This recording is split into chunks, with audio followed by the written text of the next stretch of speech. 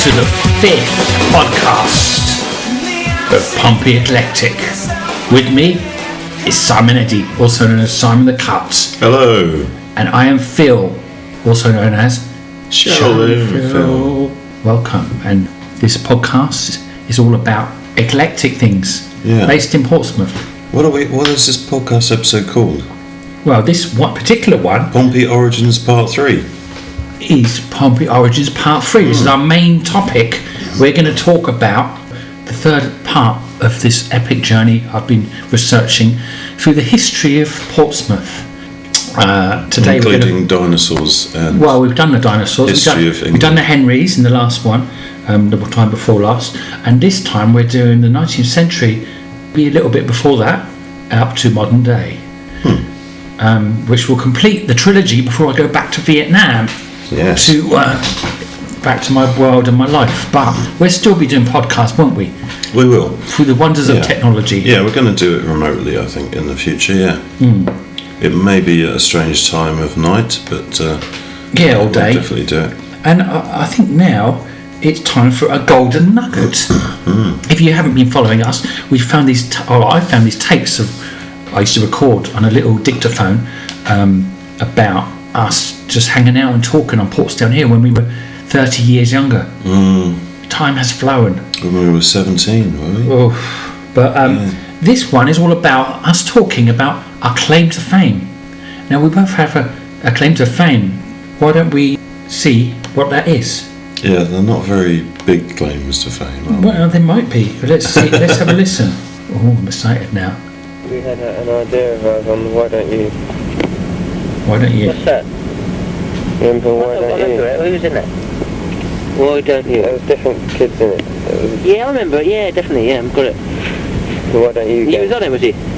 We weren't on it, but we had one of our. You sent an idea to him? Yeah, we had a letter read out, and they did our idea on the show. What was it? Wow. It was called The Dreaded Notebook. Yeah. And it was like you had a notebook on a piece of string with a pen, a pencil, and the piece of string was in a loop, and you had it between two bedrooms or wherever. Oh yeah. And you could write a message on it, and then pull the string, feed it round to the other person. Oh yeah.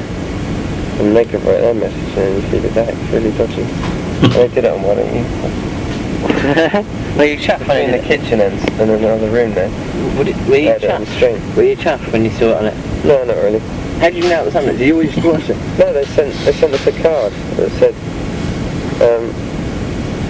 thank you for your letter, something like it. It will be on the show on BBC One on whatever date. Oh wow. I think I still got the card. Did they say your name, did they? Yeah. Wow. They get a lot of letters. I bet that's the first letter they ever got. I bet the first letter they got they hadn't made up. They're like, wow, someone's actually written a letter. What Yeah, crap? probably. Oh, I have to do it anyway. We've never got a letter before. They did it till 3 times on the show. Till 3? They used it as a continuity thing that they kept doing. What did they do? What the message? You remember? No. So the kids doing it, were they? There's some kids doing it. Were they? Yeah, like they're not actually kids, they're sort of, well yeah, they are to us now, but yeah. Alright.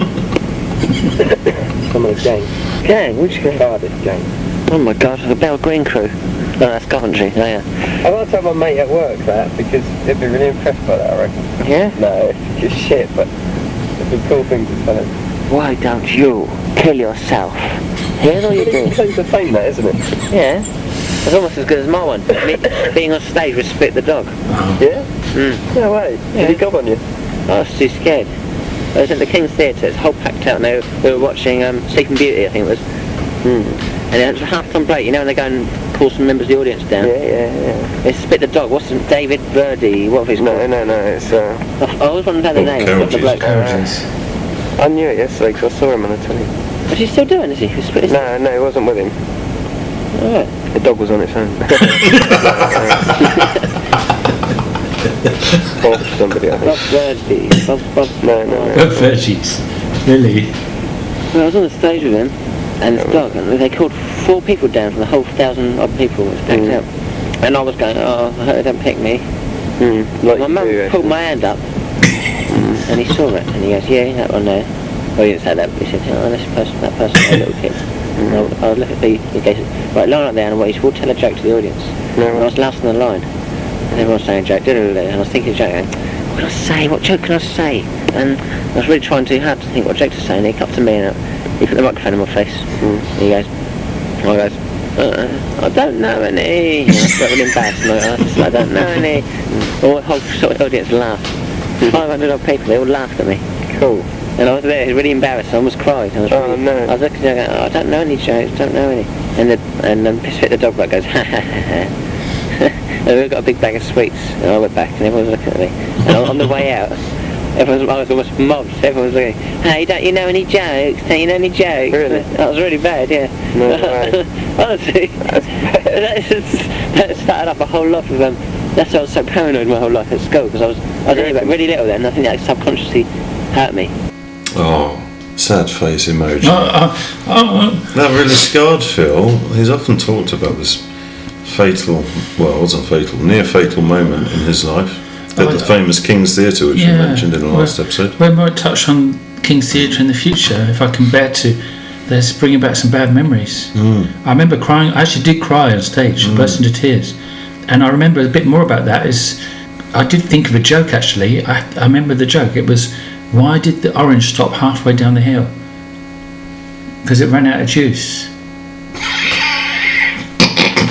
But that's quite good. That would have been alright. Why did you say it? Someone said it before me. Oh no! It was the one before me said that joke, and I blanked. And then he put the microphone there, and everyone. I looked up, and the audience were all like looking at me expectantly.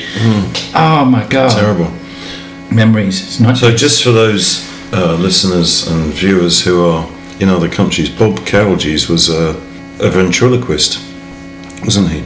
And he had a puppet, which was a dog called Spit the Dog, and the dog used to go. Years before the Hua girl got in on the act. Ding! I don't know. I don't know quite what Spit the Dog had been up to, but Why Don't You was a TV show for kids back in the 80s. Yeah. Why don't in the you? UK. Was Fred Darnage in it, or was that no, wrong? What was he? Oh, he was at the Swap Shop, wasn't it? He was in one of them. I don't know. Oh God, what was he called? Swap Shop. The Why Don't You show was only about 10 or 15 minutes long. And the theme tune, the words were, why don't you go out and do something less boring instead? Turn off your TV, and the idea was... BBC loved that. Exactly. The idea was they would give you different ideas of things to do, interesting things to do. Wow. And your notebook, what's it called? The dreaded notebook. And you could communicate with someone. It's like a TV, but you slide notes across. Obviously, in the days before like mobile phones. Telephone, even, that was... So they had a different gang of kids from different cities hosting this show.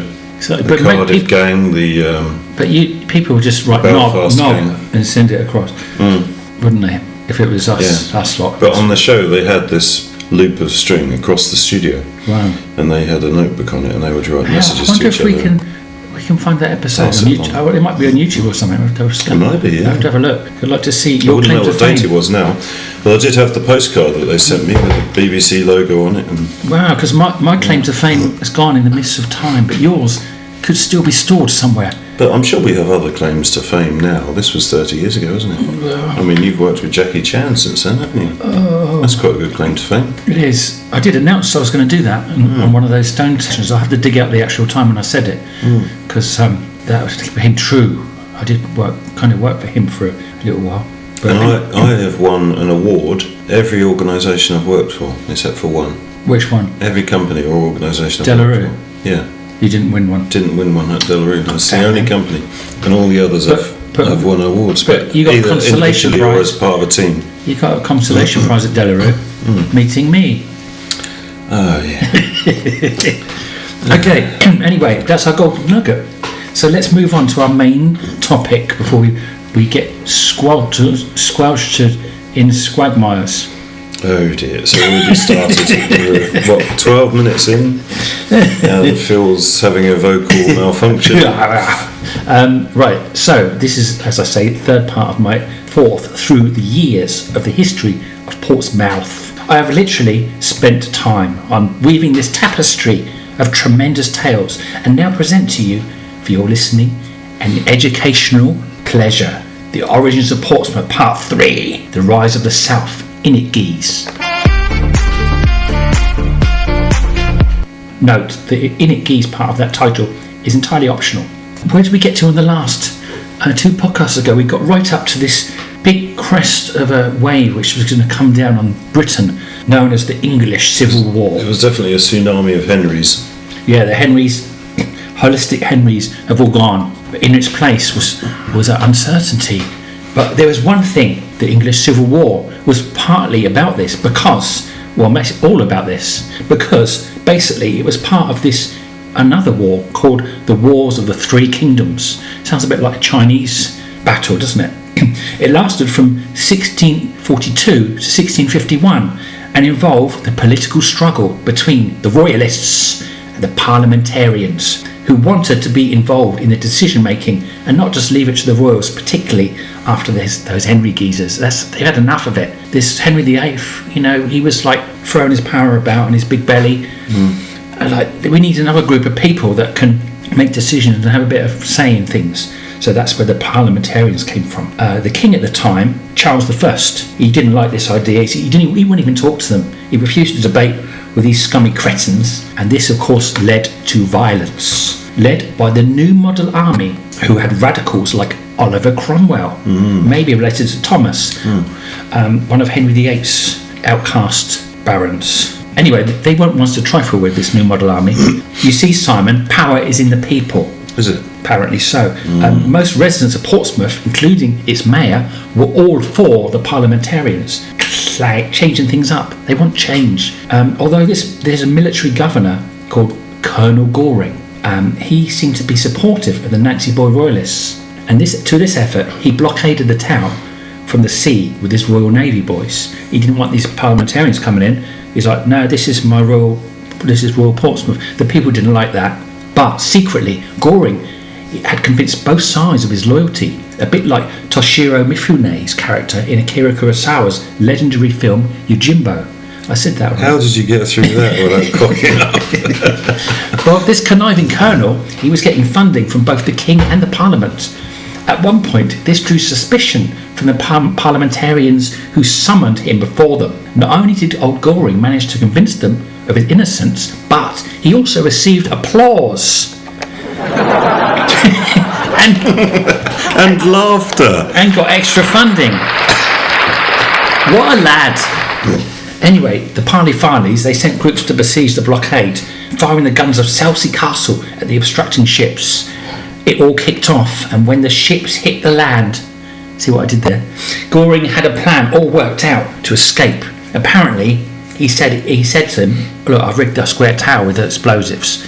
If you don't let me go, because there's a whole garrison of remaining royalists in there, if you don't let me go, I'll blow them all up. So they let him go.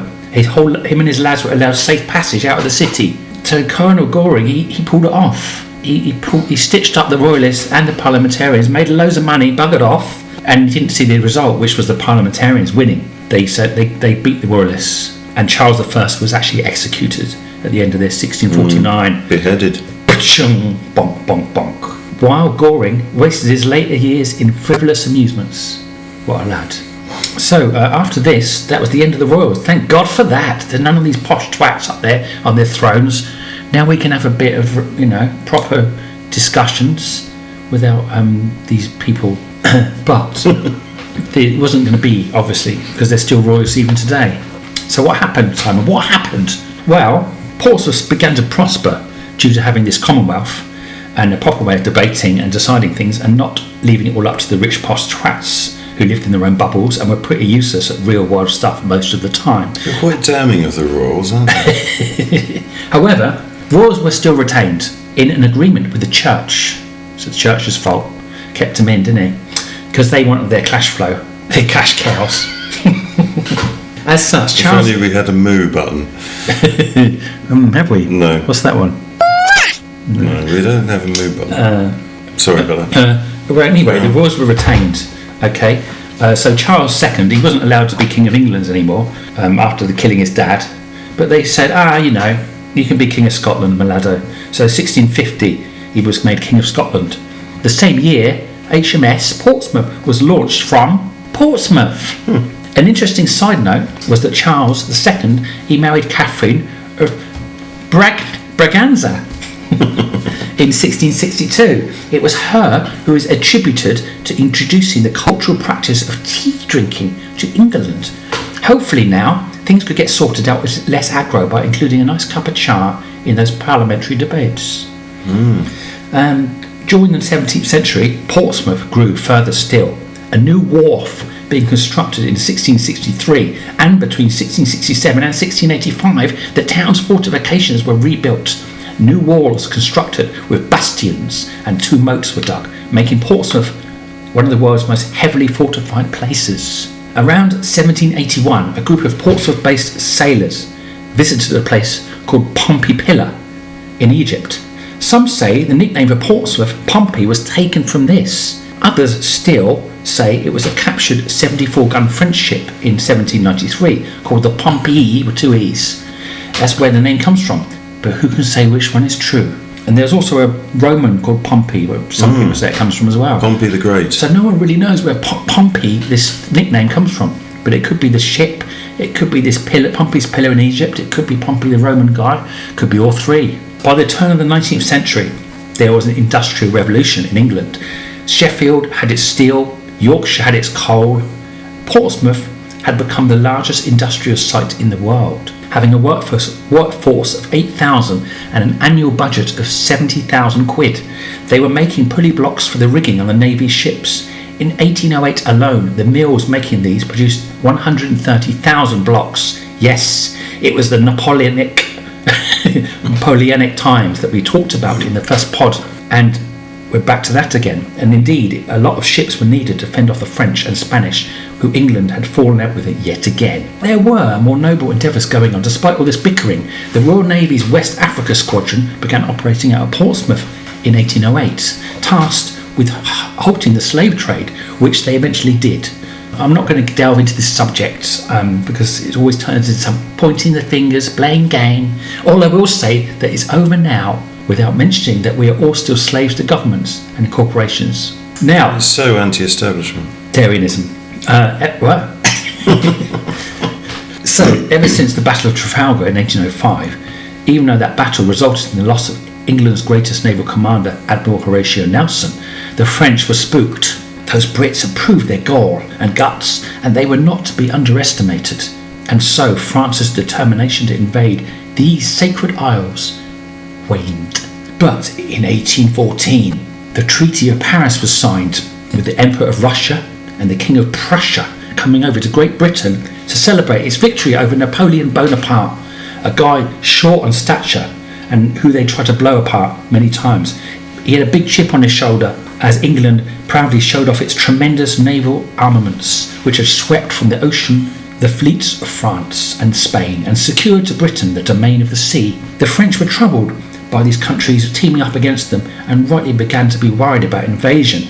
Now, Napoleon had been involved with these battles before a bit, but he let them down, so the French had exiled him. They decided to get him back again. That fearsome man, Napoleon Bonaparte, by the end, he said, no, I swear a life of peace, no more fighting. They said, here's some money. He went, all right then. So he was called again to battle against England's mighty new guy, Wellington, in the Battle of Waterloo. Upon Napoleon's return to power in March of 1815, which began the 100 Days' War, he got stuck into invading the nearby countries who had teamed up and formed the 7th Coalition before they could invade him. So there was this big worry that he's going to come and take over France, which was probably founded. He decided to invade first. The leader of the UK bit of this coalition was led by the Duke of Wellington, and a mighty game of chess was played out over land. Napoleon planned to separate these forces and wipe them out, splitting his troops up and attacking each one. Many battles followed, culminating in the Battle of Waterloo, which is now where Belgium is, on a Sunday, the 18th of June, 1815 to be precise. Oh, indeed, it was a sight to behold if I could have beholden it before my eyes. According to Wellington himself, it was the nearest run thing you ever saw in your life. Waterloo cost Wellington around 17,000 dead or wounded. Napoleon's losses, though, were 24 to 26,000 dead or wounded. General Antoine Henry, Baron Jomini, one of the leading military writers on the Napoleonic art of war, had a number of theories to explain Napoleon's defeat at Waterloo. In my opinion, 4 principal causes led to this disaster. The first, and most influential, was the arrival skillfully combined of Blücher and the false movement that favoured this arrival. The second was the admirable firmness of the British infantry, joined to the sang-froid and aplomb with its chiefs. The third was the horrible weather that had softened the ground and rendered the offensive movements so toilsome, and retarded till 1 o'clock the attack that should have been made in the morning. The fourth was the inconceivable formation of the First Corps, in masses very much too deep for the first grand attack. Did that make sense? I don't understand. I don't think you got a single word pronounced correctly there. But corpse. Upon his loss, Napoleon abdicated 4 days later, and the coalition forces entered Paris on the 7th of July, ending the First French Empire, signing the Treaty of Paris, which resulted in peace between France and its neighbours, which had lasted to this day. Although not without a good bit of good-natured animosity between the Brits, who call the French frogs, and the French, who call us Brits roast beef. They do. That's because we go over there and with our pale skin, and the sun's a bit nicer, and it makes us turn lobster colour, or roast beef colour. Nothing to do with the fact that they eat frog's legs and we eat roast beef. No. Okay. Well, a Frenchman told me that. It comes from when we look sunburnt when we were on holiday, like roast beef before it's when it's medium rare, maybe. I think he was pulling your frog's leg. Anyway, during the 20th century, a bigger battle was brewing, which would rope in a lot of the world. But for now, all was at peace. In April 1811, the Portsea Island Company constructed the first piped water supply to upper and middle class homes. It supplied water to about 4,500 of Portsmouth's 14,000 houses, generating an income of £65,000, £5,000 a year. HMS Victory's active career ended in 1812 when she was moored in Portsmouth Harbour and used as a depot ship. The town of Gosport contributed £75 a year to the ship's maintenance. That's not much, is it? In 1818, John Pounds, you heard of him? I have, yeah. He owns a lot of Portsmouth. I actually hold a meeting every 6 weeks or so, and I use the John Pounds Centre as a venue. He's been around a bit. He's still got loads of land. There's a John Pounds church in Old Portsmouth. Yeah. He had a few quid, didn't he, John Pounds? He looked after the poor kids, you know. Oh, did he? Fed the kids, yeah. Oh, so he wasn't just and like founded Henry. a school for the kids. John Pounds. If you're anyone who's related to John Pounds, Great good man. on you. Keep his good name intact, won't you? Don't be a Henry.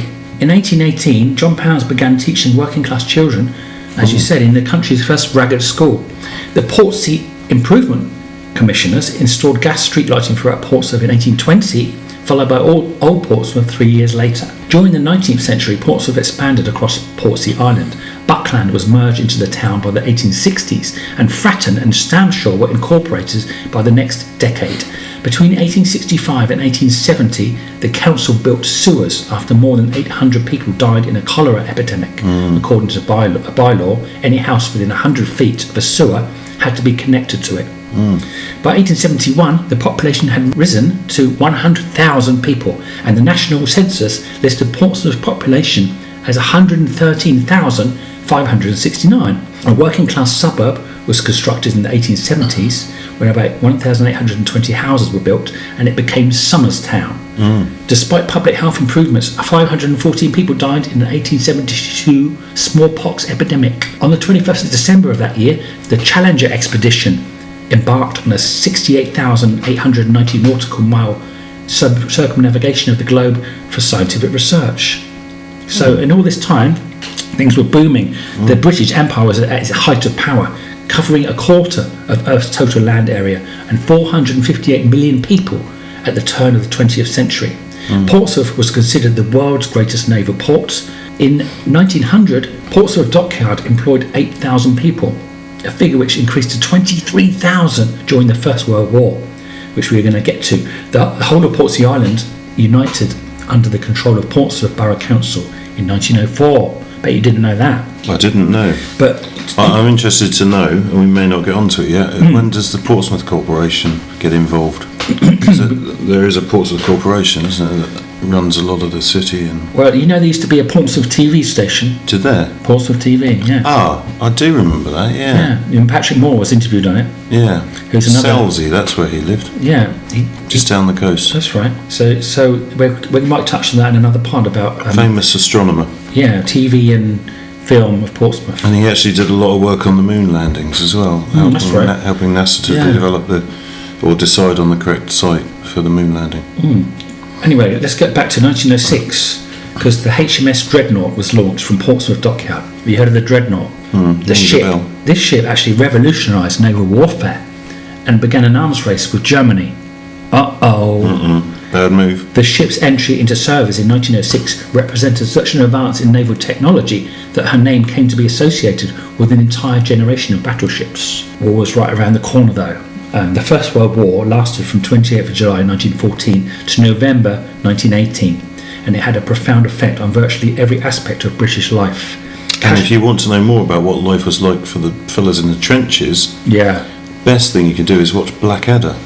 Oh yeah, Blackadder Series goes 4. forth. Yeah. Series 4, Yeah. which is a comedy show, if you don't know. But it had a lot of poignancy, especially that last episode. It was, Very much so. Yeah, it was a great show. Excellent.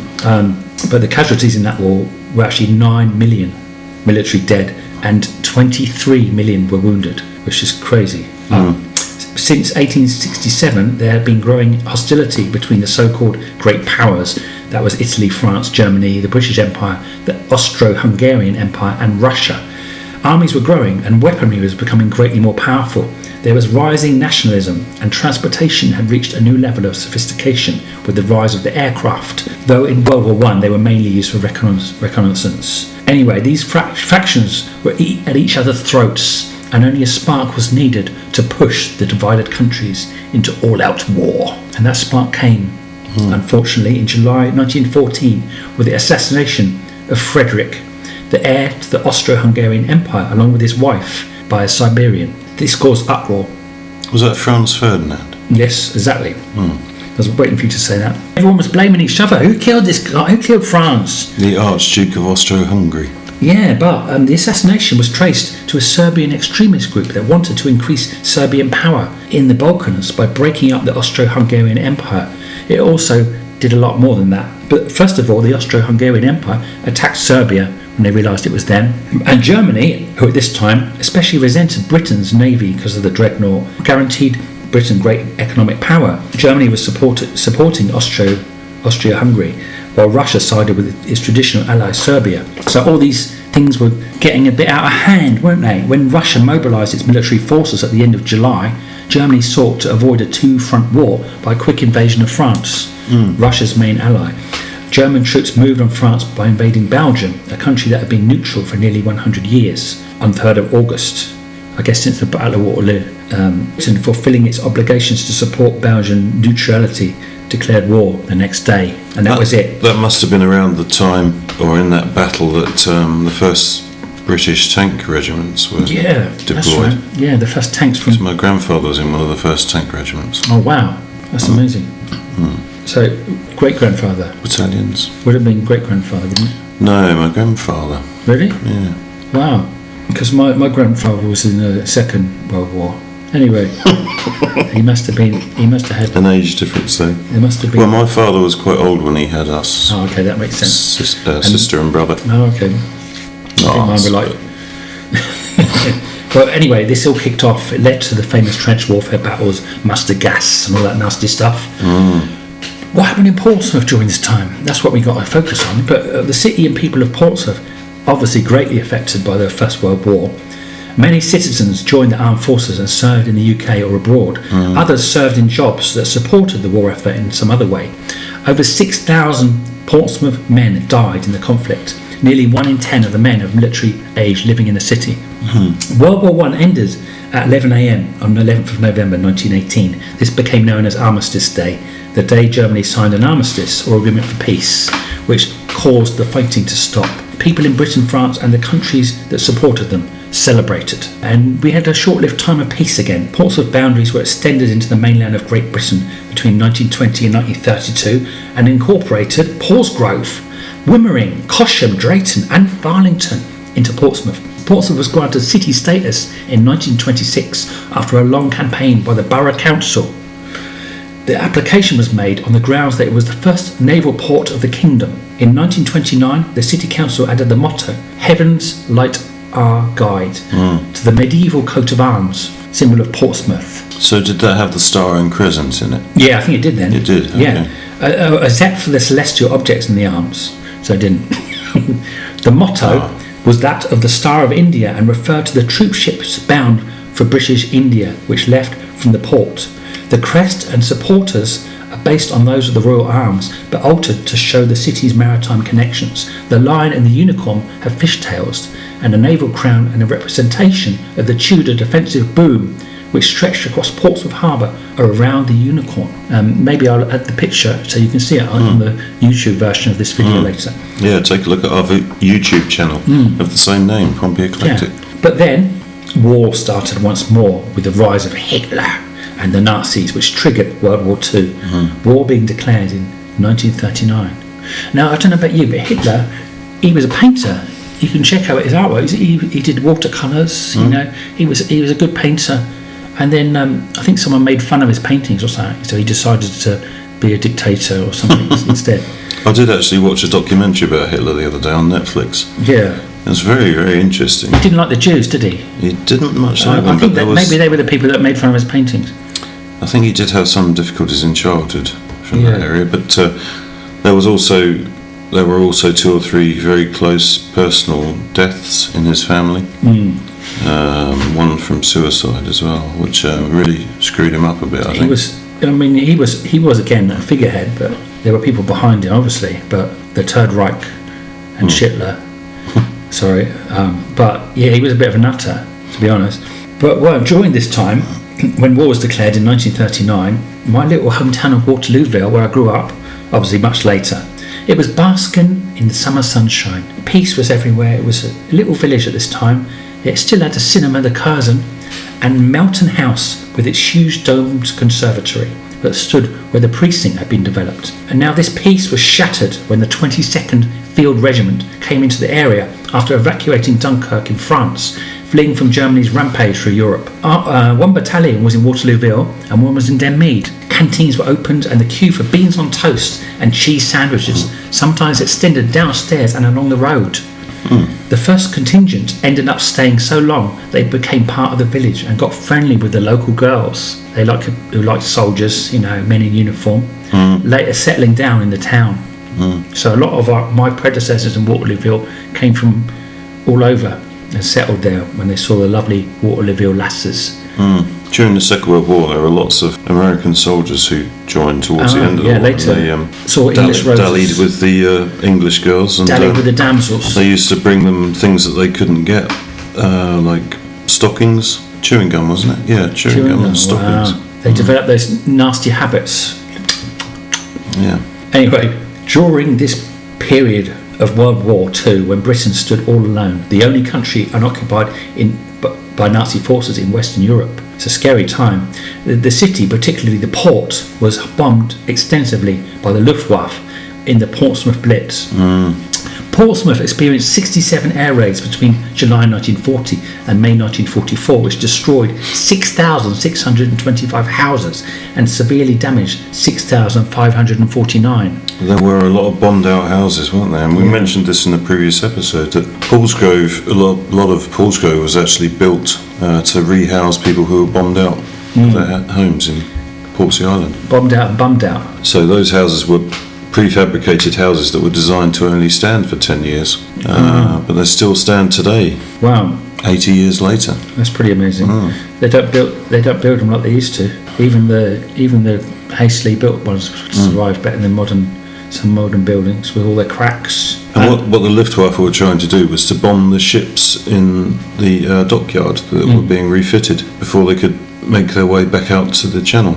Yeah. But this was these air raids. They caused 930 deaths and wounded almost 3,000 people, as well as all the buildings and things they were trying to destroy. Many in the dockyard and military establishments obviously were killed. On the night of the city's heaviest raid, which was 10th of January 1941, the Luftwaffe dropped 140 tons of high explosive bombs, which killed 171 people and left 3,000 people homeless. Many of the city's houses were damaged, and areas of Lamport and Old Portsmouth destroyed. The future site of Gun Wharf Quays was razed to the ground.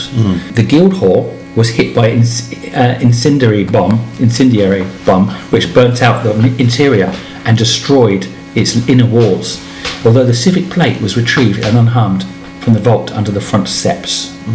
During the night, at one of the biggest air raids of Portsmouth, people could see Portsdown Hill covered with firebombs. The gunfire was incessant, punctuated by the thud of distant bombs. A big pom-pom gun was installed at Crookhorn to try and fend off the enemy. The noise of it, people said, nearly lifted the roof off their homes. After the raid, Portsmouth Mayor Dennis Daly wrote for the Evening News, "We are bruised, but we are not daunted, and we are still as determined as ever to stand side by side with other cities who have felt the blast of the enemy, and we shall with them persevere with an unflagging spirit towards a conclusive and decisive victory." Portsmouth Harbour was a vital military embarkation point for the 6th of June 1944 D-Day landings. Southwark House, just north of the city, was the headquarters of the Supreme Allied Commander Dwight Eisenhower. A V-1 flying bomb hit New Common Road on 15th of July. What's that? Blah, blah, blah. Anyway. Just to let you know, Eisenhower was not a V-1 flying bomb. Yeah. I'm just glad you were listening. I threw that in there to see. I had been asleep, but I woke up when you said D-Day. Yeah, well, anyway, he used a Supreme Allied Commander. But soon, the Allied forces were going to fight back. With all this time, they were all alone, but it was all hush-hush, but various parts of Portsmouth became centres of what was known as Operation Overlord. This is when many big knobs came to the area around this time. Monty was sighted. You know him? Field Marshal Montgomery? I do. Was he the one on the poster? No, that was Kitchener. Oh, that's right. But there is a statue of Montgomery down by the D-Day Museum. Oh, yeah. In Portsmouth. And I always remember my father told me that, because my father was a soldier in the British Army, and he was inspected by Montgomery once. Wow. Yeah, I think that was in Egypt. Bloody hell. So that was his sort of claim to fame. Yeah. Oh, to be inspected by Field Marshal Montgomery. But he's actually staying at Suffolk House as well. Even the King, George VI, he had been spotted there as well, somewhere in Portsmouth, later confirmed as, because he had reviewed troops just before D-Day on the road near the Church of St John at Rowlands Castle. And there's a plaque, a stone there that marks it. Yeah, I know it. George VI was here, but it wasn't known at this time. But there was a sense of something big coming. And we did talk about this in the last podcast, didn't we? Yeah. About D-Day being planned from Southwark. That's right. And they all wandered down to the local pub. There's 2 pubs in Southwark High Street, and they wandered down to one of those and had a beer and a chat about the whole thing. Do you know? I don't think it's good having a piss up when you're planning a retaliation. If you're a bit pissed, but it seemed to work anyway. Because one Sunday afternoon, just before D-Day, they all started. The peace was shattered by the arrival of tanks, lorries, huge bulldozers, troops. Oh, so many troops. British, French, Polish, Czechs, all involved in the struggle for freedom. After the war, once the Nazis were defeated and 40 to 55 million lives were lost, peace came back to the world at large. In Portsmouth, much of the city's housing stock was damaged during the war. The wreckage was cleared in an attempt to improve housing quality after the war, before permanent accommodations could be built. Portsmouth City Council built prefabs for those who had lost their homes. More than 700 prefab houses were constructed between 1945 and 1947.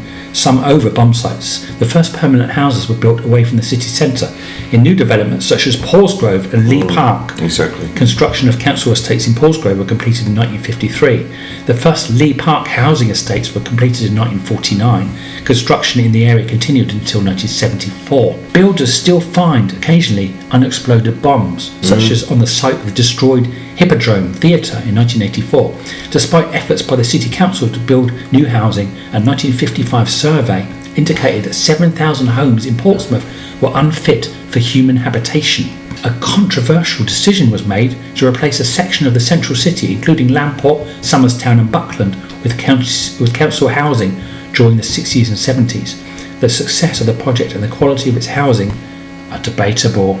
And interestingly, my father always told a story of how he was working on the Queen Elizabeth in the dockyard on the night when the Luftwaffe tried to bomb it. Wow. And the siren sounded and they all scattered on the deck. And he was an apprentice, a young lad, and somebody said to him, "Here, quick, get in here." And he ushered him into a gun turret where he took shelter during the bombing raid. Wow. And he was in there and he counted the bombs as they came down, and I can't remember exactly how many he counted, but I think there were 5 bombs and he counted them, and 3 went off and 2 of them didn't explode. Wow. And they all landed in or near the water. Wow. So he always maintained that there were these 2 unexploded bombs in the harbour. Wow. And years later, in fact only a few years ago now, they discovered these 2 bombs. Wow. In the harbour. Wow. Yeah, next to, well, not in the harbour, but in the water next to the dockyard. He wasn't making it up. Yeah, that's right. Damn. But interestingly, after the all clear sounded, after this raid, he came out of this gun turret, and some fella saw him come out of the gun turret and said, "You weren't hiding in there, were you?" And he said, "Yeah." And the guy said, "Well, that's just got a wooden roof on it." Oh, it wouldn't have done much good. Wouldn't have. Well, my mum's dad also was in the Second World War. He was in one of the bombing planes flying over Germany. In Lancaster, probably. Yeah, and he got shot down by one of the famous Luftwaffe. The Red Baron. Red Baron, yeah, and he was the only survivor of the plane. Now we're going more into that later because I think we're going to touch more on this. Oh, this was First World War then. Second World War. Was it? Oh, okay. Yeah, we're going to touch more on that in a future pod because it's quite interesting. Both our families were quite involved in the war and what they went through. But anyway, the war was over. World War II. And you know what Churchill said after the We will war? fight them on the. Oh no! After the war, he said, "We may allow ourselves a brief period of jubilation." Something along those lines. He's like, have a few drinks, but take it easy. So everyone went, "Victory dance," and then carried on. Yeah, because World War III it might have happened because it wasn't much between World War I and II, was there? And touch wood, it hasn't happened so far. Anyway, Portsmouth was really affected from the war, but also by the decline of the British Empire in the second half of the 20th century. Shipbuilding jobs fell from 46% of the workforce in 1951 to 14% in 1966, drastically reducing manpower in the dockyard. The City Council attempted to create new work. An industrial estate was built in Fratton in 1948. Where we are. Yeah, I wonder which industrial estate. And others were built at Paulsgrove and Farlington during the 50s and 60s. You have to look into that. Well, I know the industrial estate in Paulsgrove and Farlington. But the Fratton one, I don't know where that would have been. Well, traditional industries such as brewing and corset manufacturing disappeared during this time. Electrical engineering became a major employer. Despite the cutbacks in traditional sectors, Portsmouth remained attractive to industry. Zurich Insurance Group moved their UK headquarters to the city in 1968, and IBM, who my dad worked for, relocated their European headquarters in 1979. Portsmouth's population had dropped from about 200,000 to 177,142, about, by the end of the 1960s. I wonder how they come out with that figure. Defence Secretary John Knott decided that in the early 1980s that of the 4 home dockyards, Portsmouth and Chatham would be closed. The City Council won a concession, however, and the dockyard was downgraded instead to a naval base. There were some more scuffles in the Falkland Islands in 1982, in the South Atlantic, and the South Sandwich Islands. Sandwiches again. The British government response was to dispatch a naval task force, and the aircraft carriers HMS Hermes and HMS Invincible sailed from Portsmouth on the 5th of April 1982. The successful outcome of the war reaffirmed Portsmouth's significance as a naval port and its importance to the defence of British interests. And in January 1997, Her Majesty's yacht Britannica embarked from the city on her final voyage to oversee the handling. Britannia, I think, wasn't it? Britannia, sorry. Yeah. Of Hong Kong. Oh yeah, we lost Hong Kong then as well. So we were losing everything, giving it all back, which is quite Being nice. forced by many to pay reparations as Yes, so we've got to say sorry everyone. Sorry for... well. A sincere apology there from Pompey Eclectic. She was decommissioned, the Britannia, on the 11th of December of that year at Portsmouth Naval Base in the presence of Elizabeth II, the Duke of Edinburgh, and the 12 senior members of the royal family. So, nearly there now, but we're almost up to modern day. But the redevelopment of the naval shore establishment, HMS Vernon, began in 2001 as a complex of retail outlets, clubs, pubs, and a shopping centre known as Gunwharf Quays. Construction of the 552-foot-tall Spinnaker Tower, sponsored by the National Lottery, began in Gunwharf Quays in 2003. The Tricorn Centre, called the ugliest building in the UK, like most other places. It won an award early on for architecture, and then I love it. I've got stories about that. 10 or 15 years, it had been designated as the most hated building in the country. We might get into that in our top 10 if we've got time. Yes, because Phil's just written a book, actually, which mentions the Tricorn. Yeah, well, Tricorn was a big part of my growing up, in a way, and we touched on that as well at some point. That was demolished in 2004 after years of debate over the expense of demolition and whether it was worth preserving as an example of 1960s brutalist architecture. But really, what was it there for? I mean, it was really just a big car park, wasn't it? No, With a few it shops was amazing. It was designed by a guy called Owen Luda as part of a project to revitalise Portsmouth in the 1960s. It was just a multi-storey car park. No, it consisted of a shopping centre, a market, nightclubs, and a multi-storey car park. The market was in Charlotte Street. Nightclub as well. That was in a separate road. But it was part of it. Yeah. It sort of bled into it and out of it. It consisted of a shopping centre as well, which is amazing. And the shops in there, the comic shop at the top, which I used to go to. Anyway, enough of that. We might have to scrub it off our top 10 list. Portsmouth celebrated the 200th anniversary of the Battle of Trafalgar in 2005, with Queen Elizabeth II present at a fleet review and a mock battle. The naval base is home to 2/3 of Britain's surface fleet. The city also hosted international commemorations, the 50th, 75th and 80th anniversaries of the D-Day landings. These were attended by international leaders and remaining veterans. Today, England's future is not one of positivity, I'm sad to say, and it can be seen especially in the once flourishing and bustling high streets, now replaced with many vacant storefronts and even more vacant looking people wandering the streets. This must be common to all Western cities now. Do you think? Not just England. With the bricks to clicks transition. It's that's a nice phrase. I like that. Did you create that? No. People's reliance on home delivery seems to have suffocated and vaped the livelihoods of the shop fronts. The future is looking bleak indeed, unless your business is in haircutting, kebabs, sausage rolls, or those smoke-emitting devices. Or nail bars. Well, oh yeah. I mean, now if you walk around Portsmouth shopping areas, it's basically nail bars and barber shops. Yeah, isn't it? It's good for the Vietnamese who want to bring their nail business over. I have to tell my wife. Those smoke-emitting devices that are originally supposed to be a stepping stone to get people off the fags now seem to be a gateway towards starting it for young teens. If you look at the vapes, they look like coloured candy in the shops, don't they? But the UK government has introduced a law recently so that they're trying to ban it. The children now will never be able to legally buy cigarettes, will they? Because they're raising the age of eligibility to buy cigarettes every year. The height of the shelf. But where do we go from here, Simon? So far away. If only. Well, I'm going to go so far away in a little bit, back to Vietnam. You are. Is this the end? Are the Dark Ages truly returning? Just hope there isn't a Henry IX. Hope springs eternal. And that brings to the end my fabulous trilogy, The Origins of Portsmouth, from dinosaurs to today. Let's just add one final note, that Portsmouth City Council have put quite a lot of money into marketing over the last few decades to transition Portsmouth into being known as the world-class waterfront city. So that's really what it's known as today, isn't it? Yeah. Gun Wharf, factory outlet shopping. Yeah, you can go seaside, very long beach, and if you just historic dockyard. If you go to Gun Wharf, it's buzzing. And it looks amazing. Very busy down there. Yeah, so if you ignore poor old commercial roads now, like full of crackheads and It used to be the shop fronts. Used to be the town centre, didn't it? Really commercial. Yeah, area, when I was anymore. there back in the day, it was amazing place. If anything, now Southsea Palmerston Road is really probably the centre of activity in the town. So there are some positives. It's not all bleak. I mean, it's just a changing scenery, yeah, it's a changing landscape. People have got to adjust with the changes, I guess, and find new ways to survive in this new landscape. Because, like I say, online shopping is where it's all at these days. So it's hard to compete if you've got a shop front. No one wants to go out and walk around and meet. God for sake, say hi to someone else, see other people. Heaven forbid, having to talk to someone politely. Even the pubs are struggling.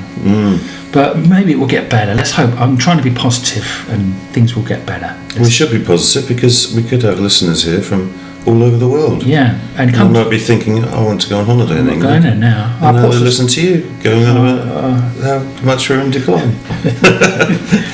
No, it's a great city. Please come and say hello to us. Yes. You do, and you drop us a line if you're coming down. We can meet you for or even come round to the studio and we'll make you a coffee. Yeah. As you can see, we're not in a studio, but my kitchen table, my dining room table. That's it. We're looking forward to our first listener. Yeah, we've had some comments, haven't we? But we have got some listeners, haven't we? Oh. But no, we haven't got any. No, there's no one on the live feed. That was me. Oh, I thought that was said hello. Oh, you thought we had a listener for a minute. Well, I think we should go on to our final topic because we're running out of time already. Yes, quick. Let's do it. My battery's running out on my laptop. We'll do a top 10 landmarks in the Portsmouth. A quick run through of our top 10 because we're talking about Pompey. Top 10 landmarks. Top 10 landmarks. What do you want to talk about first? And this is not only Portsmouth, though, is it? Surrounding areas. Well, maybe kind of in brackets. Is it? Okay. Right. The first one on my list we can scrub out. Spinnaker Tower. Yeah, we've mentioned that. Yeah, the nice big tower. If you come into the Gunwharf Quays, there it is. And I think Portsmouth needed something like that. I didn't like it at first, but it really gives a nice iconic landmark. Yes. And it's the other thing to say about it is it's illuminated with different coloured lights every evening in the dark. And it's got a restaurant or something. Yeah. And you can do bungee jumps off it. And there's a glass floor observation deck at the top. If you're not afraid of heights. And we have lots of abseiling for charity. Yeah. Interestingly, the colours of the lights were supposed to be connected to a thermometer. Oh. So that they would advise local shipping of what the current temperature was. Wow, interesting. I'm not sure if they still do that. Mm. And the other thing that happened is that it was white originally, and then I think it was Emirates, the airline. Oh yeah, that's right. Also sponsor Arsenal Football Club. I think they wanted to. They bought it or bought part of it, and they wanted to paint it red. But they didn't. And of course, the locals went crazy about this. You can't paint it red because Southampton Football Club is red. Their team shirt is red. You can't paint it blue. Pompey, Portsmouth's team shirt is blue. Yeah, exactly. So they wouldn't allow them to paint it red. Interestingly. Well, I'm glad they got out of that one. Devil's Punch Bowl is another amazing landmark, but this is quite a bit out. It's near Hindhead, actually, Surrey Way. Not too far from Portsmouth. I just brought it up because it's a bowl-shaped hole that is of specific scientific interest and also home to local legends, which has some colourful theories as to its creation.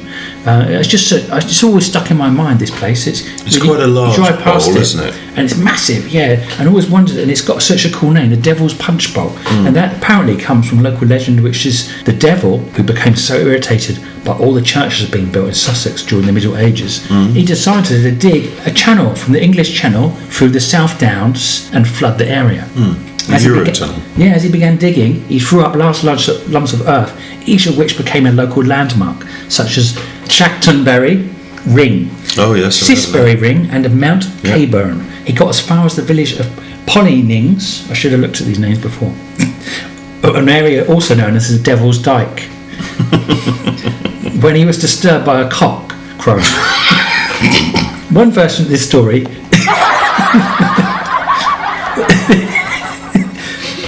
It's because of the other meaning of the. I'm not going to say. I can't say that.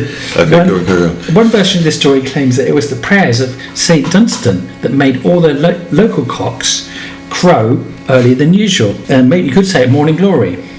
The devil assumed that dawn was about to break and leapt into Surrey at the crack of dawn. Creating the Devil's Punch Bowl where he landed. Another story goes that in his spare time he hurled lumps of earth at the god Thor to annoy him. The hollow out of which he scooped the earth became Punch Bowl.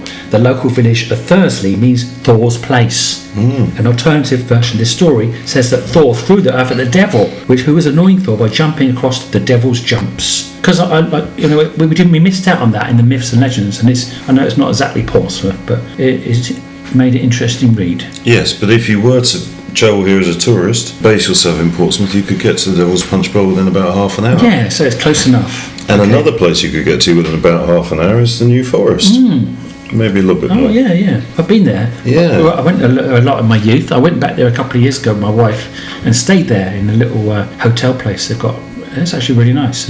We went out in the morning and saw a deer in the woods. It's a really nice sight. You can do lots of lovely walks down there. Yeah, it's a beautiful place. And they actually have ponies running wild in the New Forest.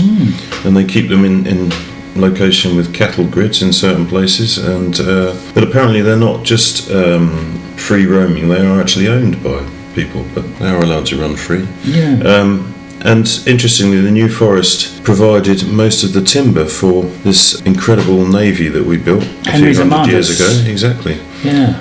Much of the oak came from the New Forest. Wow. And the other great thing about the New Forest is the Knightwood oak, which is the oldest oak in the country. Yeah, I've heard of those. And it's very large. It has a strange, not very protective ring of fence around it, but you can't put your arms around it. It's a lot bigger than that. I would say probably a few metres wide. Wow. The trunk. Wow. Yeah. That's quite. And there's also the Queen Elizabeth Country Park, which is I spent a lot of time. So there's some beautiful forests, beautiful forest land in Portsmouth in Hampshire, worth checking out. Another nice place which has got a nice view is Portsdown Hill, obviously, where we spent a lot of our time, and I talked about in the last couple of pods ago. Bevan's grave can be found there, along with the famous burger van and a spectacular view of Portsmouth. So it's good to go there and park your car, just hang out, watch the neon city. It's just so pretty. Thanks for the lyrics, Ray. And enjoy. Any more nice landmarks, Simon? Well, one that springs to mind is Durdle Door. What's that? Durdle Door is a unique land feature on the coast, just along the coast to the west of Portsmouth, and it is a formation of craggy chalk, because a lot of the ground underneath Portsdown Hill and the coast, the south coast, is actually chalk, which is millions and millions of years of fish bones, isn't it? I think. And it's sort of a craggy doorway. There's like a hole in the chalk where the water passes through. Yeah. But interestingly, my family have a tradition of, I'm going to say, courting, which is, for those younger people among the listeners, is a word which describes what you do when you go out a lot with your partner when you first get to know each other. Today it's called on the pool. And you're working towards engagement and marriage. My family have a history of courting down there. I'm going down there on a date. Lovely. Romantic date. How romantic. So Durdle Door, if you feel like you're stuck indoors, get down to Durdles. Another nice place to go out, used to be on a nice night out, is a magnificent pub called the Air Balloon, and it was we used to go there, me and Simon, back in our heavy metal days. It's still there, but it's derelict. What's that? I'm just showing our video viewers that I've crossed out the air balloon on my list because Phil's just stolen the air balloon from my list. Yeah. So I haven't got number 4 now. That's brilliant. But I thought that's because we crossed out the tricorn as well. Who's going to do the needles then? I've got the needles. Okay. You can do Butts the Hill. It's just the way your trousers hang. But the Air Balloon was a great music venue and pub, a beautiful building, and it's still there today. Where is it exactly? Gothic building, yeah. It's Gothic, yeah. It's in a very unusual location. It's just to the side of North End, between the ferry port and North End, and it's at the side of the Rudmore roundabout, which is probably the biggest or second biggest roundabout in Portsmouth. Wow. Right next to the motorway, M275 coming on to Portsmouth. Well, there was an obscure place. We used to go and watch some amazing bands there. There was one in particular called Fever Tree. Good old Fever Tree. Yeah, we might use that song to play us out today for a change. Well, we could do, but we'd have to review it. Oh, okay. Well, maybe another time. Okay, so just for legal requirements. But the air balloon is now derelict and devoid of life, but it's still worth seeing if you're down that way. But there were a lot of rock black bands down there, weren't there, that we used to go and watch. And we didn't have much money because we were all Skin. Well, to be honest, we were And you used to, 16, probably still at school, weren't we? And we were and you used to sneaking get in that there. drink called snakebite, wasn't it? Yeah, so we used to buy the strongest, cheapest drink that we could find, which is snakebite and black, Yeah, that was it. which is cider, lager, and Blackcurrant. Yeah. And they're not allowed to mix it anymore, as I understand it, because it's so Yeah, lethal. it's lethal, man. They can give it to you in separate glasses, and you can mix it yourself, I think. Yeah, at your own. But we used to wade through. Peril. There would be loads of Harley Davidsons outside, and we would wade through the leather jacketed bikers. Yeah, we did. get We to just the bar. walked in like we owned the place, and And we had long hair and leather Yeah. jackets ourselves, so that old enough to buy alcohol. Weren't we naughty? yeah, it was good days though. Good days. And then we used to also buy a bottle of MD 2020, didn't we? Oh right. Do you remember that? Yeah, yeah. Which is some strangely coloured, bizarre Oh, liquor. yeah. I kind of. And it had a flat bottle, so we could slip it into our leather jacket pockets. Oh, cool. They were And excellent. it was cheap as well. Yeah, brilliant. But Fever Tree we saw, didn't we? There were some other bands that you I showed think me. we saw Fat Babe at one point. I Did think we? They played there. Maybe, That's how we discovered Fever Tree, maybe. Yeah. But yeah, we used to support the local music scene, and it's still live and kicking. Waitress Rooms, get down there. That's where all the good music, local music's playing. There's Yeah. a few other places. And there's an open mic night on a Wednesday at the Leopold Tavern, I think. Go it is, support on your local- Albert Road. Your local taverns. Okay, next, Simon.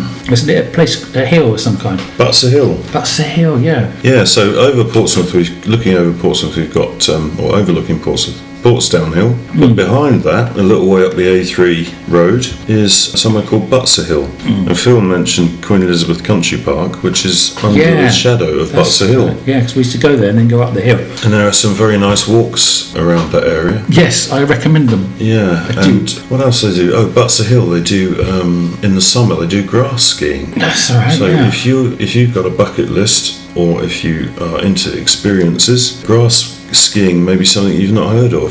It's quite unusual, isn't it? Wear green trousers. Yeah. So it's downhill skiing, and the grass skis are basically a single row of wheels with something like a caterpillar track around them. But you have to be careful because when you mention grass skiing on Butts a Hill, it sounds a bit bummy. Did I emphasise butt and grass? Yeah, arse. Oh. Anyway, another nice Edit that bit.